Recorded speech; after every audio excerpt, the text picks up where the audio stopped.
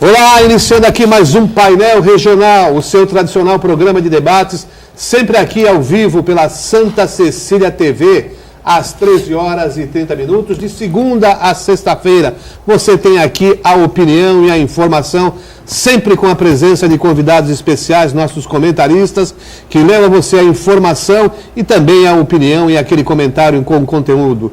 Os fatos que são notícias aqui na região, em todo o estado, os temas nacionais também sempre debatidos aqui no Santa Cecília TV, que você assiste também pelo Santa Portal, o portal digital do Santa Cecília TV, e também rever o programa à noite, em reprise, às 20 horas. O programa depois fica disponibilizado no YouTube, sempre aqui com a presença de convidados especiais, como já disse, hoje com muita honra recebendo o deputado estadual Cássio Navarro, aqui à minha esquerda, e ali na ponta o professor de marketing político Iberê Sirna. Do meu lado direito, o professor, advogado e jornalista Vicente Cassione. Lá na ponta, a Jéssica Souza, que daqui a pouquinho fala para você, telespectador, e você, internauta, os canais de participação, de interação aqui com o Painel Regional.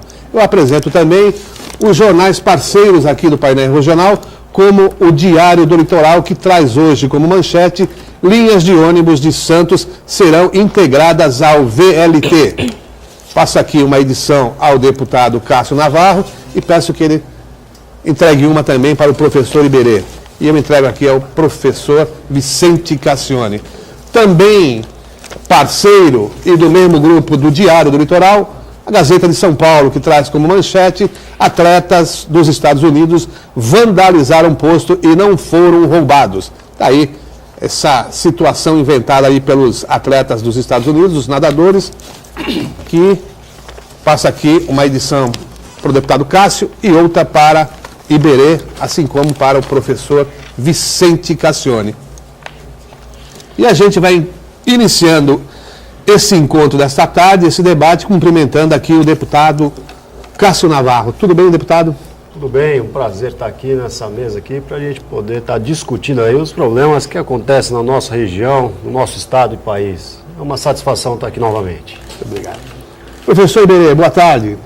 Boa tarde, Heraldo. Boa tarde aos componentes da mesa. Sabem que sempre é um prazer estar na companhia de vocês. Muito bem. E o professor Vicente Cassione. Tudo bom, professor? Tudo muito bom. Bom é pouco.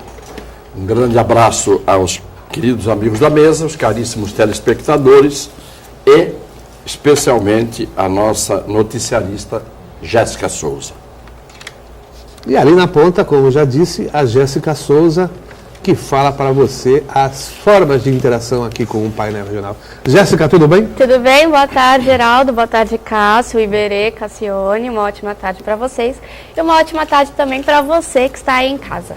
Através dos telefones 3223-1120 e 3223-7676, você pode mandar a sua dúvida, sugestão, pergunta, opinião, o que você quiser. A bancada do painel é bem democrática. E também através do Facebook, facebook.com/Painel Regional TV. Participe com a gente. Muito bem. E a gente vai já aproveitar aqui a presença do nosso parlamentar. Vamos já começar sabatinando o deputado. Ele assumiu há pouco tempo e, em recente entrevista, disse que estava visitando os prefeitos aqui da região para levantar subsídios e apresentar as propostas, as reivindicações, reforçar as reivindicações junto ao governo do estado, principalmente em relação às questões de segurança pública, transporte, travessia de balsas. Já concluiu essa etapa, deputado? E já foram apresentadas essas reivindicações? Já tem alguns resultados ou algumas, pelo menos, indicativos de solução para esses problemas? Olha, o trabalho a gente vem realizando em parceria com as prefeituras, junto com os prefeitos. A dificuldade que a gente vem encontrando no momento é esse momento eleitoral, onde tem prefeitos buscando reeleição, tem outros terminando o mandato, então a gente acaba aí tendo contato com alguns. Esses que mantiveram aí e passaram as suas reivindicações, eu tenho levado sim essa reivindicação junto ao governo do estado. Uma delas que eu já tenho feito um trabalho e tenho aí já caminhado em reuniões para poder contribuir a questão do DR, questão das balsas, da segurança e a questão de saúde também, que é um caos na nossa região. Deputado, inclusive na sua própria base eleitoral, que é Praia Grande, né, a gente tem observado o prefeito lá, o prefeito Mourão, sempre fala dessa necessidade de ampliar, né, o efetivo da Polícia Militar, e há uma pendenga muito grande aí com o governo do Estado. Essas demandas, o senhor vê que já estão adiantadas ou ainda falta muita coisa? Porque Praia Grande tem feito a sua parte, né? A gente tem observado que a Guarda Municipal ela é bastante atuante, a questão de retaguarda do sistema de monitoramento também é eficiente lá na Praia Grande, mas a cidade se ressente, assim como as outras aqui da região, de um efetivo maior da polícia. Sim. O que eu defendo e venho discutindo com o governo é para que a gente possa ter a igualdade com as cidades, né, com as regiões, porque eu vejo, quando eu calculo e vejo que é disponibilizado para uma outra região, é muito diferente o que vem para a Baixada Santista. Aqui na Baixada Santista nós precisamos sim de aumentar o efetivo da Polícia Militar, nós precisamos de voltar a ter a Polícia Civil estruturada como foi já no passado, porque hoje aqui falta não só o policial militar da ronda ostensiva, mas falta também delegado. A gente tem plantões aí que acabam ficando vazios por falta de delegado. Isso não pode acontecer. Então essa discussão eu venho tendo com o Estado. E a promessa é que com a formatura agora de novos oficiais, que a gente vai ter esse aumento, mas ainda não tem nada concluído. Muito bem.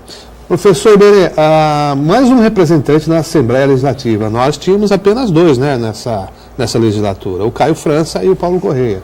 Agora, com a ascensão aí do deputado, que era suplente, parece que é um reforço maior, no sentido, pelo menos, de pressionar. Bom, em primeiro lugar, eu acho assim, que o Cássio é o tipo do deputado, e eu vou ficar à vontade para falar, parece uma formiga. Você não escuta falar muito do Cássio, não. Ele anda, trabalha, e ele tem, assim, feito, mesmo na suplência, tem feito um trabalho interessante no Litoral Sul. Até porque essa representação de Praia Grande até o Vale do Ribeira, fica um pouco o Samuel agora, que está fora, né, com outras atribuições, fica um pouco esquecido, né? E eu acho interessante, porque eu brinquei até com o Cássio antes de começar, que ele tem a síndrome da suplência, porque lá atrás, né, ele também foi suplente, depois ele veio. Agora ele foi eleito, mas por uma questão jurídica, a Vanessa Adamo acabou reivindicando lá aquilo que ela não podia. Embora tivesse o número maior de votos, ela estava impossibilitada. E aí precisou esperar julgar para o Cássio poder assumir novamente aquilo que lhe é de direito. Então, é lógico que nós ainda é pequena representatividade. Eu acho que 3 deputados é muito pouco para essa região com quase 2 milhões de eleitores. Nós teríamos sim que trabalharmos aí e aumentarmos essa bancada para que tivéssemos uma presença e uma participação maior junto ao governo do Estado. Eu tenho dito aqui que algumas regiões, o Cássio sabe melhor do que isso, quando os deputados de determinadas regiões aí reúnem com o governador, eles estão em 18, 14, dependendo da macro-região. Nós aqui, por mais que podemos brigar com o governador, somos em 3. Né? Então nós teríamos que ampliar isso. Eu fico muito feliz. Tínhamos 2, temos 3. Espero um dia termos 15. Aí eu vou ficar muito feliz. Professor Cassione, independentemente do número de representantes na Assembleia Legislativa, na Câmara dos Deputados, no caso específico de São Paulo, parece que o governo tem ficado bastante insensível às reivindicações da região. Não é de agora. Pois é, eu ouvi o Cássio dizer que, em parceria com os prefeitos, e está tentando fazer com que sejam atendidas as reivindicações da Baixada Santista ou do litoral paulista. O que eu não consigo entender é uma equação meio difícil de ser resolvida, que é a seguinte: o governador do estado é do PSDB. O O prefeito de Santos, além de ser do PSDB, tem estreitíssimas relações com o governador do estado. O prefeito de Praia Grande, Alberto Mourão, é do PSDB e tem ótimas relações com o governo do estado. O governador do estado não é santista, senão como torcedor do Santos Futebol Clube, o que daria a ele um certo vínculo, pelo menos, com esta cidade. Mas o vice-governador do estado, é da região, é de São Vicente.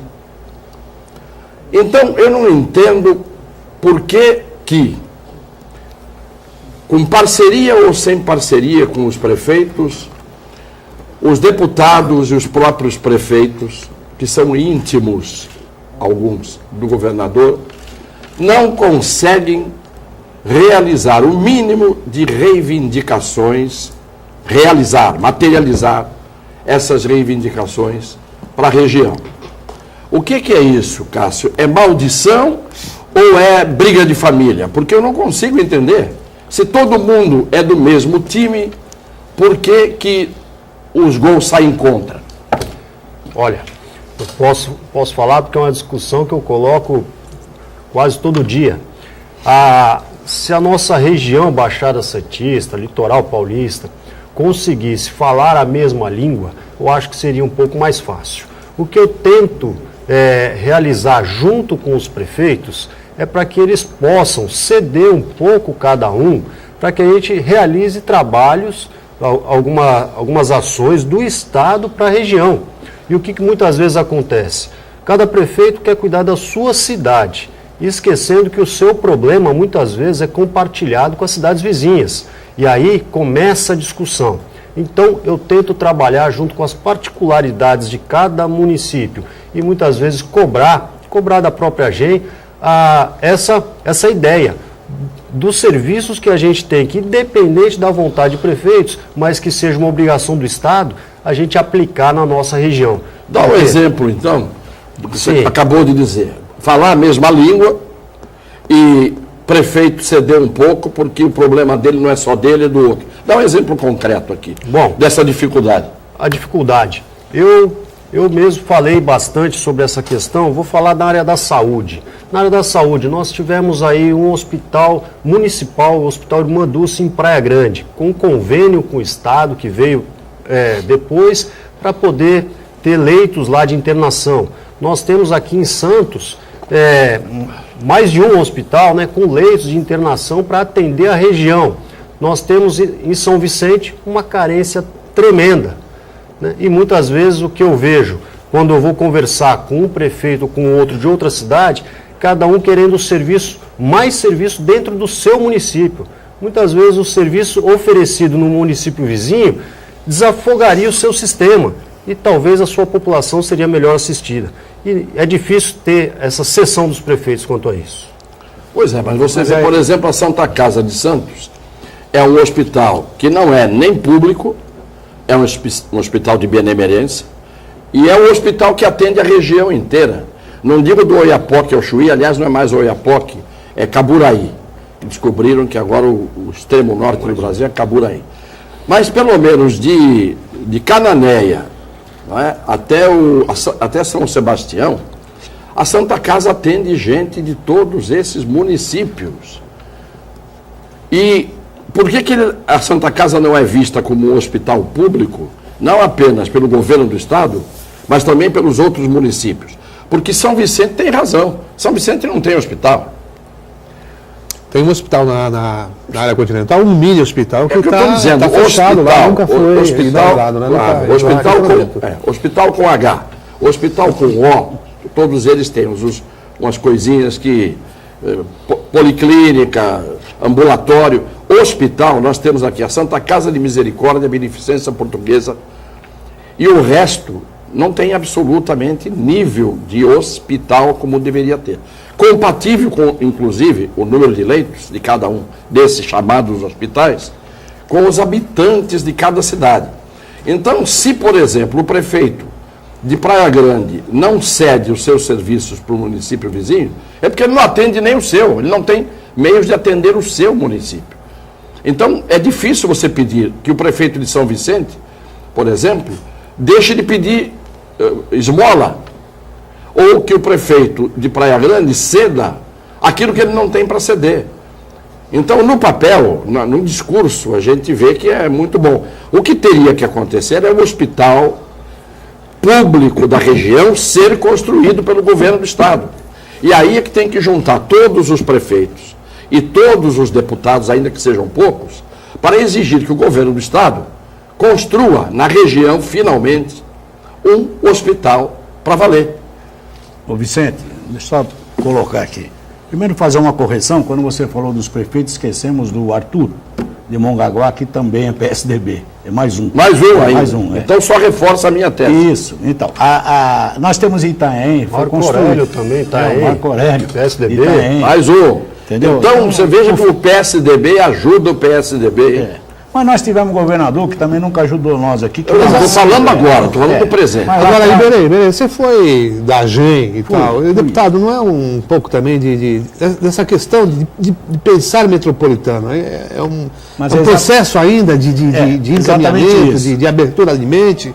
Existe uma brincadeira que diz assim, quando o problema é sério, é da região metropolitana. Quando você tem uma solução, é do prefeito da cidade. Então, essa coisa é cultural, entendeu? Embora essa discussão nós estamos levando há 20 anos já, entendeu? Há 20 anos. E eu queria lembrar que Itanhaém construiu um belíssimo hospital. A construção de um hospital é extremamente fácil, pensando construção. Das A paredes. parte física. Das paredes. Agora, o custeio de um hospital, agora é que passou, há pouco tempo, passou para o Estado um hospital de referência, como o Guilherme Álvaro, lá em Itanhaém. Então, o Litoral Sul, e aí... Compensação, o nosso Guilherme Álvaro daqui, né, Não, deixou você de tira ser... de um lado, é o cobertor curto, você tira de um lado, cobre a cabeça e descobre o pé. Mas uma coisa que nós temos que ficar atento é a seguinte, a região do Litoral Sul, nós estamos falando de região metropolitana, de Praia Grande para lá, sempre foi esquecida e tratada de uma forma diferente. Isto é terrível. Pouca densidade de votos. Não, mas não é só Pouca isso. densidade eleitoral. É verdade, sim. Sim, mas... Você faz as contas, somos votos de Mongaguá, Itanhaém, Piruíbe, Iguape, etc, etc. Soma tudo isso, é muito pouco voto. O governador não se elege com esses votos. Não, mas nós temos hoje um vice-governador Mas que é elege de um Iguape, deputado lá, né? nasceu, pagou a promessa, foi de cavalo, foi a pé, não sei aonde, entendeu? Ele vai Mas todo ano. eu pergunto, Mas a gente tem que absolver o Márcio num aspecto. O Alckmin é absolutamente despótico e centralizador. não, mas ninguém Vamos tá falar a condenando, verdade aqui. O ninguém tá Márcio não tem condenando. poder de decidir aquilo que o Alckmin não quer. Nós não estamos criticando aqui o Márcio, nem o deputado. Eu estou Porque criticando o governador. lá atrás, nós tivemos também uma das maiores dificuldades, eu na época era secretário em Santos, uma das maiores dificuldades, com o governador Mário Covas. Daqui a nossa região também sofreu muito na mão do Covas. Não teve nenhum benesse, não teve nenhum olho. Ora, e eu não estou aqui criticando, é um belíssimo político, mas o Estado, da forma que está, da forma que ele se articula, ele não redistribui de acordo com a necessidade. O Covas construiu a segunda pista da Imigrantes. Sim. Que o Alckmin apareceu para inaugurar porque o Covas tinha morrido. Sim, tudo bem, mas isso é uma consequência. Entendeu? Se Não, mas eu estou dizendo, você se nós está formos dizendo pensar que o nesse Covas jeito, não o Maluf fez. começou um monte e outro inaugurou. Ele inaugurou de tantos. Isso é mais ou menos, Vicente, de alguma forma é assim. Eu acho que se pensa aos soluço. Não se pensa na continuidade. Nós estamos falando em região metropolitana em 20 anos e não conseguimos ainda, culturalmente, entender nem para o habitante, nem para o morador da cidade, ele entende o que é a região metropolitana. Ele está brigando pela saúde lá em Praia Grande, ele quer saber de Praia Grande. Ele não fala da região metropolitana. Então, isto é uma coisa que tem que ser rediscutida. E fica um alerta aqui. Enquanto a agência metropolitana, o Condesb, não reestudar e colocar participação do legislativo, é absolutamente absurda as discussões que se faz nesse município. Vamos fazer um pequeno intervalo e a gente já retorna daqui a pouquinho para a continuidade desse debate aqui no Painel Regional. Olá, já de retorno aqui para o segundo bloco do Painel Regional e vamos para a lei da ficha limpa. Está armada a polêmica. O Supremo Tribunal Federal decidiu que cabe às câmaras municipais a palavra final para a rejeição das contas dos prefeitos e não apenas as decisões dos tribunais de contas dos estados para torná-los inelegíveis. Não é bem isso que aconteceu, não. Essa notícia, o jornalista que fez essa notícia, ele não deve ter visto, não deve entender direito. Eu vi o julgamento todo. O que o tribunal entendeu foi o seguinte: existe um parecer prévio do Tribunal de Contas que só não prevalece se a Câmara Municipal, por mais de 2/3, rejeitar o parecer prévio do Tribunal de Contas. Se a Câmara não se reunir, ou se a Câmara não votar, ou se a Câmara não rejeitar por mais de 2/3, vai prevalecer o parecer prévio do Tribunal de Contas. Então nós vamos ter um monte de prefeito caçado, porque... Não, é isso que eu estou dizendo. A notícia não foi bem entendida. Eu vi o julgamento, vi voto por voto. Houve divergência apenas, acho que, se não me engano, de 2 ministros. Mas a polêmica não para por aí, professor, porque o ministro, o presidente do TSE, que também é do Supremo, Gilmar Mendes, Sim. criticou a lei e disse que parece que foi feita por bêbados, palavras dele. Sim. Parece que foi feita por bêbados. Já o outro ministro do Supremo também, Luiz Roberto Barroso, saiu em defesa da lei, disse que a lei é boa, é importante e é uma lei sóbria. Afinal, quem Só tem que razão? o Barroso, quem que é o trôpego nessa história? O Barroso abriu a divergência e foi vencido. Porque qual é o problema que dá para o telespectador entender? Quando o prefeito presta contas, tá certo? O Tribunal de Contas emite um parecer. Em tese, o que parecer é? É uma opinião. Parecer não é uma decisão, não é um julgado. É uma análise. Parecer é uma mera opinião. Se o Tribunal de Contas opina, dá o parecer no sentido da rejeição das contas, as contas não estarão rejeitadas só porque o parecer vem nesse sentido. É preciso que a Câmara Municipal decida em cima do parecer. Mas se o parecer disser pela rejeição e a Câmara, por menos de 2/3, apenas menos de 2/3, acompanhar o parecer morre. Entendeu? O parecer não prevalece, esse parecer prévio, salvo no caso em que a Câmara Municipal, por mais de 2/3, derrube o que está no parecer. Então, o parecer passa a ser algo que significa julgado se a Câmara der a ele essa força de julgado, não o desfazendo por mais de 2/3. Esta foi a decisão do Supremo Tribunal Federal que eu acompanhei pela TV Justiça. Muito bem. Deputado, a lei da ficha limpa, na verdade, também é uma mudança significativa na forma de administração, principalmente dos prefeitos, que muitas vezes deixavam de aplicar determinadas verbas do orçamento, faziam aquele remanejamento, daí essas análises, esses pareceres contrários quando da apresentação de conta. Afinal, a lei é boa, a lei é má, e hoje estamos também naquela fase de aculturamento dessa nova decisão, dessa nova legislação. Olha, eu acho que a lei da ficha limpa, ela veio de uma forma muito boa. Agora, a forma que os prefeitos hoje são julgados e que são acusados, isso me preocupa bastante, porque eu estou cansado de assistir, recebo muitos prefeitos no gabinete, indo lá questionar, porque o papel aceita tudo e as pessoas acabam fazendo acusações que sem razão, sem um objeto realmente que dê fundamento para aquela acusação. E às vezes por essa razão, por uma perda de prazo, por um advogado desatencioso, o prefeito está com sérios problemas. Então, a ficha limpa é boa, mas a forma que estão condenando os prefeitos, isso me preocupa bastante. Deveria ter uma forma um pouco mais clara e com um pouco mais de objetivo de condenação do que o que está acontecendo hoje. Porque daqui a pouco não vai existir mais prefeito. Iberê, você foi secretário de Educação. Vamos pegar esse exemplo da educação. Muitas vezes, na análise das contas, quando são apresentadas, o tribunal tem uma interpretação diferente. Houve aquela verba, houve a aplicação de outra forma, vamos supor assim, e o tribunal entende que não foi destinado àquela pasta aquele percentual mínimo. Muitas vezes a gente vê essa discussão quando chega esses pareceres às câmaras na discussão. Em primeiro lugar, eu acho que tem que ficar muito claro que o tribunal é um órgão auxiliar.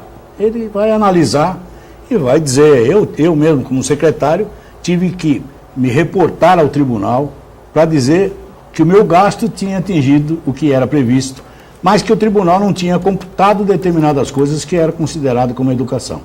Então, é dado o direito, ele diz assim, eu não entendi isso, por que que... Muito bem. Mas eu continuo que, por maior que seja a atrocidade feita, o prefeito depende da Câmara. E aí a política, nós estamos cansados de ver aí algumas barbaridades indicadas pelo tribunal, mas que os prefeitos têm maioria na Câmara e que acabam de uma forma ou de outra aprovando a conta, e aí sim, essa vale. Então, esta coisa ainda não está muito bem encaixada. O Iberê tem toda a razão, ele tocou no ponto crucial, no chamado puntum salis, que a gente costuma dizer, né? O que na verdade está vigendo e é o que está aí para se aplicar a lei. Se o prefeito tem maioria na Câmara, o Tribunal de Contas pode dar um parecer favorável ao prefeito ou contra o prefeito, que a Câmara vai decidir a favor do prefeito, porque ele tem maioria. Se o prefeito tem minoria na Câmara, o Tribunal de Contas pode dar o parecer que der, se a Câmara quiser, rejeita. E vale a palavra da Câmara. Só que tem que ser por mais de 2/3. Se o parecer do tribunal é pela aprovação das contas, mas a Câmara, por mais de 2/3, no prefeito que tem minoria, acaba dizendo que as contas têm que ser rejeitadas, a decisão passa a ser política. E é esse o grande problema. Porque tanto a decisão política pode ferrar o prefeito, que está certo, como a decisão política pode absolver o prefeito, que está sujo. Esse é o grande problema que nós temos. E na verdade, são dois tipos de gastos que são vistos pelo tribunal. Quando o prefeito atua como gestor, é uma coisa. Quando o prefeito faz despesas administrativas, é outra coisa. Então, tanto que no caso das despesas administrativas, não responde apenas o prefeito, responde aquele que fez a despesa erroneamente. Ou de má fé, ou por erro, que fez a despesa que não devia fazer. No entanto, aquelas despesas que são centrais do orçamento, verbas obrigatórias para educação, para saúde, etc., essas são de responsabilidade do prefeito gestor. Sem dúvida. E aí é que entra o problema de ter ou não ter maioria na Câmara Municipal. Mas aí, Vicente, é assim, o que nós temos, o Brasil está cansado de ver isso, prefeitos que não têm maioria, entendeu? Até provando por A mais B que ele gastou certo, politicamente ele vai ser arrebentado na Câmara. Sem dúvida, isso é. Imagina se ele está no final do seu Sem mandato, dúvida. aí ele está assumindo a oposição. Acabou com a carreira política dele. E é o mesmo. Há outras situações em que as contas vão ser analisadas depois que o prefeito deixou e aí cumprir seu mandato. Aí vai depender do seguinte: quando o prefeito consegue uma composição na Câmara que não chega aos 2/3 de garantia, ele com a caneta na mão, vamos ter que falar isso aqui. Ele acaba fazendo a maioria. Ele faz os 2/3 que ele faz, quer. claro então, que faz. Esta é a estrutura política que está todo de ponta cabeça. Não faz nem os 2/3, faz até os 3/3. Se ele faz tudo se ele quiser. Basta aquela canetinha funcionar. Perigoso para o prefeito o último ano. Entendeu? O último ano, porque aí ele vai estar fora. Aí a Câmara também já não tem muito amor com ele não, viu? E quando não vai para a reeleição, então, pior ainda. Porque quando vai para a reeleição, o vereador pensa, bom, não pode votar, vamos ficar com ele. Ah, mas de repente, diz assim, é o último ano, ele não vai fazer mais nada. Esse está jogado na miséria. E depois que ele sair? Depois que ele sair... Depois que ele sair, que ainda tem uma conta para você votar. Sem dúvida. Claro, Aí, claro. Mas, deputado, o que deve prevalecer? É esse julgamento técnico ou o julgamento político? Eu acho que, para mim, eu entendo que o técnico, desde que ele seja Criterioso. bem criterioso, porque eu assisti uma ação, o prefeito recebeu, Cassione, eu fiquei bastante surpreso, o prefeito recebeu um mandato judicial para comprar um remédio de alto custo. Ele não tinha a condição de comprar o remédio porque ele já estava estourado no orçamento. E ele já tinha uma indicação do Tribunal de Contas que ele não podia gastar mais. E aí, se ele gasta mais, ele acaba causando improbidade. E se ele não compra, ele não atende uma ação judicial. Olha a situação que fica o prefeito. A situação dele deve ser resolvida num país civilizado da seguinte maneira. O Tribunal de Contas dá um parecer dizendo reprovei as contas porque você gastou naquele remédio e não podia gastar. Aí o prefeito vai e é submetido ao julgamento da Câmara. Se a Câmara, não tendo ele os 2/3, rejeita as contas por causa disso, ele vai à Justiça e diz assim, Justiça, vocês é que mandaram eu gastar o que eu não podia. Então agora vocês anulem a decisão da Câmara. Num país civilizado, a Justiça ajudaria o prefeito. deixa eu... Mas como nós não somos um país civilizado completamente, é possível que a Justiça que mandou fazer, diga para ele, você fez, mas não devia ter feito o que eu mandei. Porque aqui no Brasil acontece de tudo. Deixa eu só fazer uma pergunta para aproveitar o deputado e até o Vicente. Mas os membros do Tribunal de Contas, como é que eles são escolhidos? Como é que é? Tem política nesse meio? Ou é... O que é isso? No caso do Tribunal de Contas da União, são os deputados federais que elegem o membro para o cargo vago. Bom, então também tem política nisso também? O Augusto Nardes, por exemplo, né? Que ficou notável aí foi ele o relator do caso das contas da Dilma. Ele foi deputado comigo. E quando era deputado, foi eleito pela casa para ocupar a vaga do que tinha saído por razões, não sei se de aposentadoria ou do quê.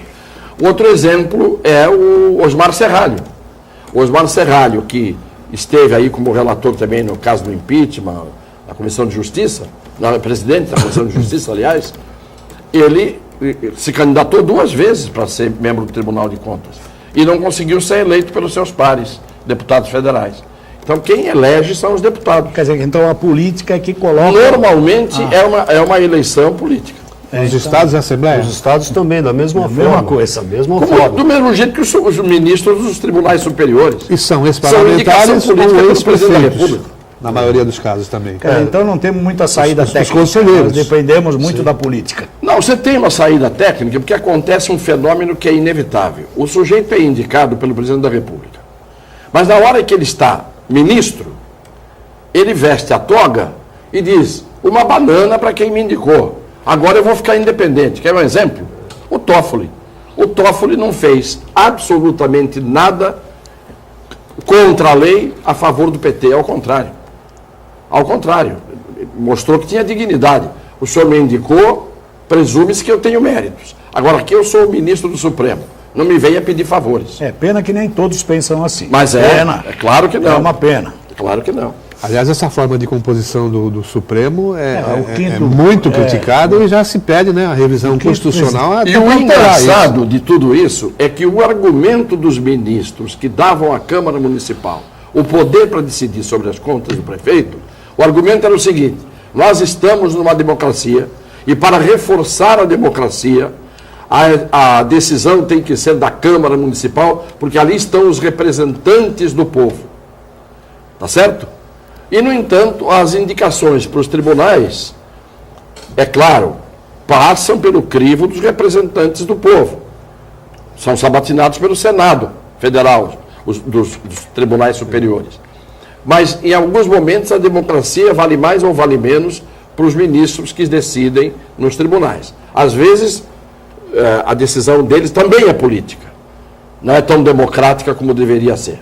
Não é? Como no caso dos crimes hediondos, em que eles reconheceram o direito do preso condenado por crime hediondo a ter progressão de regime para o regime aberto, semiaberto e aberto.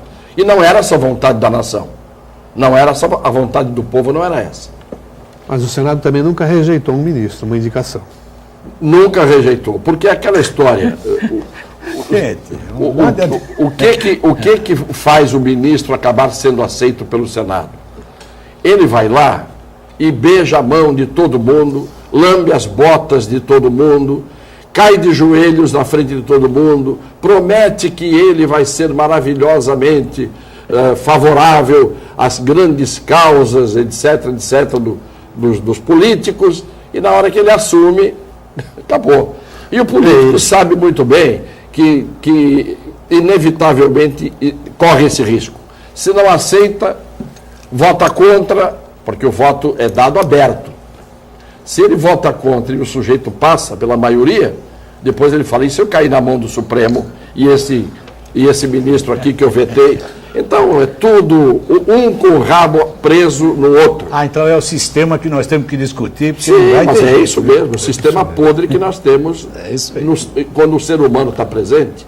A Hannah Arendt, a filósofa, escreveu um livro, A Condição Humana. Eu sempre digo sempre isso. A condição humana é que estraga tudo. O dia que botarem os cães, ou pelo menos a filosofia, o caráter, né, e a verdade que existe dentro dos cães, para funcionar nos homens, nós teríamos homens de bem como regra. Porque os cachorros mostram o que são sempre. O rabo abana ou não abana. Nós abanamos quando estamos com raiva do outro, né, e abaixamos o rabo, às vezes, por conveniência ou por covardia, até quando estamos aprovando o outro. Nós tiraram o nosso rabo na evolução histórica, atávica, e nós, com isso, perdemos a nossa capacidade de ser autênticos. Vamos fazer mais um intervalo e a gente já retorna daqui a pouquinho para o terceiro e último bloco do painel regional. Bom, já de retorno aqui para o terceiro e último bloco do painel regional, a gente vai ali para Jéssica. Já participações, Jéssica? Temos sim. Vamos a elas. Antes das perguntas, vou falar que a Maria José do Boqueirão diz que concorda com a explanação feita pela nossa região, que sempre foi esquecida e com pouca representação na Assembleia Legislativa. Mais uma vez, homenageia o Cassione pela sua inteligência. Muito obrigado, Maria José. Mais uma vez. Vamos às perguntas. O Silvio Moraes do Campo Grande, para o Cassione. Aos domingos em Santos, a Avenida da Praia é interditada para eventos diversos. Isto gera um custo para a prefeitura e transtornos para o trânsito. O que você acha disso? Eu acho que realmente o transtorno em qualquer tipo de evento que você faça acaba acontecendo. As Olimpíadas do Rio estão causando um transtorno, evidentemente, para muita gente que está tendo que disputar uma Olimpíada paralela para conseguir fazer as coisas que precisa fazer, né, as suas obrigações, as suas tarefas, etc. Mas, no fundo, tem que ver o saldo. Se o evento da Avenida da Praia é um evento que compense para a cidade, de alguma maneira, para a maioria da população, né, eu acho que o evento pode ser realizado ali. O ideal seria que nós tivéssemos aquele velho sambódromo, né, como tem o Rio na Sapucaí, para determinados eventos que podem acontecer fora da zona da orla da praia.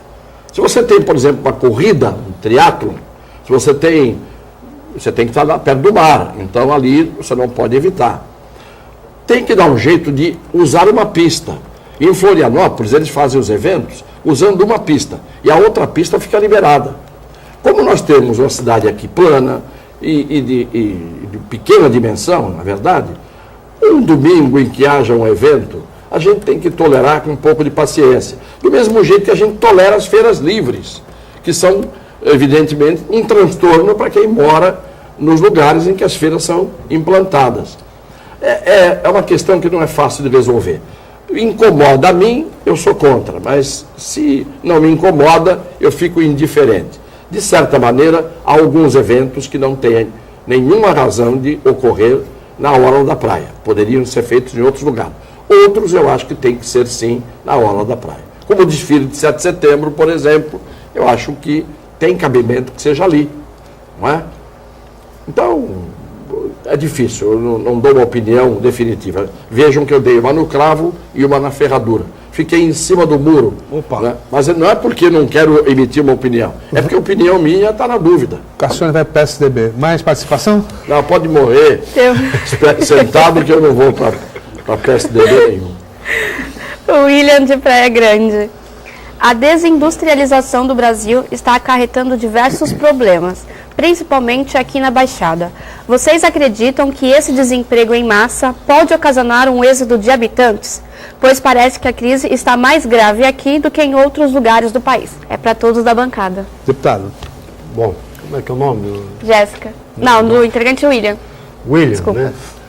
Então, William, o momento que a gente vive não é um dos melhores, né? A gente acaba assistindo aí que uma crise veio somando com outra e hoje a gente está tentando sobreviver. Mas com isso, é um momento também muito importante para que as pessoas se reinventem. As empresas têm que se reinventarem para que elas possam passar este momento.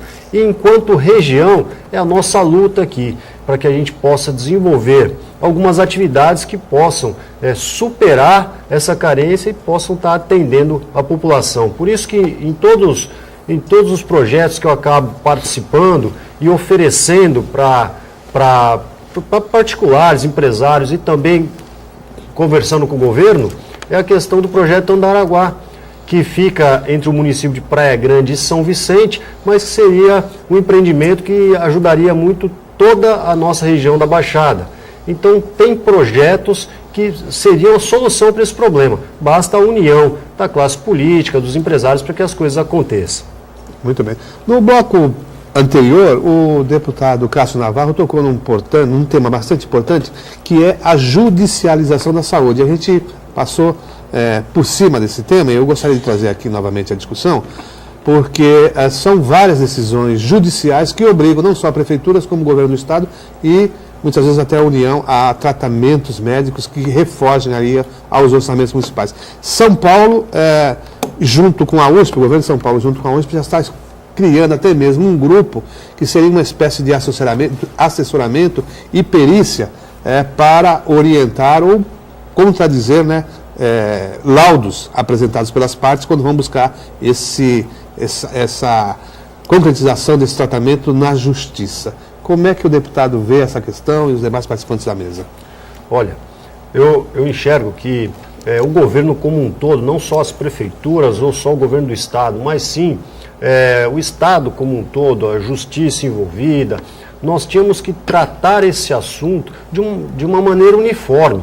Porque, como já foi dito aqui nessa mesa, uma sociedade que ela não se dá o respeito, muitas vezes acaba ocorrendo casos como médicos que acabam exigindo um medicamento de alto custo que não é necessário para aquele paciente para poder desviar recurso. Então isso é bastante complicado, tirando aí muitas vezes a possibilidade daquele que realmente necessita do medicamento não estar recebendo.